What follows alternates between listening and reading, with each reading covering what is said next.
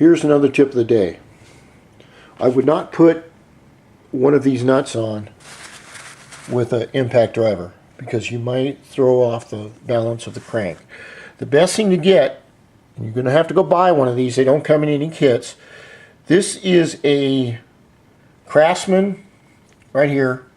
It's about a, I don't know, foot and a half long breaker bar.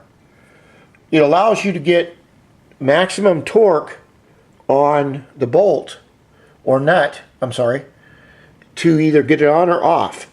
These are about, it's a nice piece of hardware right here. They're about $30, and this is a 1/2 inch drive.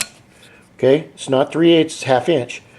So you just get a little adapter, 1/2 inch adapter, and you get your 14 inch deal on there, 14 millimeter thing, and you go and very easily and very carefully put this on, the nut on. You do not want to hurt the windings at all, because if you do, it's $150 and it sucks.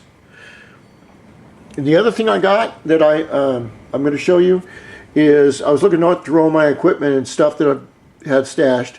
I've got some wire labels that I'm going to start labeling everything, because 6 months from now I don't remember where anything goes, and it's a pain in the ass. Okay, I'm going to put this on.